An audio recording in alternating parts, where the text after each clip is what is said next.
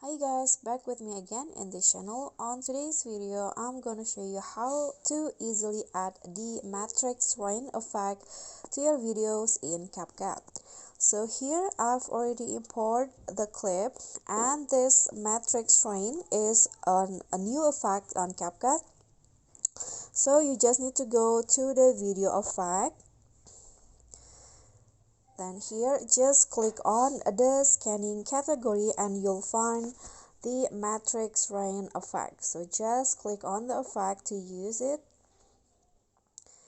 and now your video will have that matrix rain effect, and you can always adjust the color. So the current color is green. You can also change the color into whichever color you want. I'm going to use this bluish color. You can also adjust the speed if you want, and after you're done, just click on the check icon and adjust the effect to apply it to whole clips.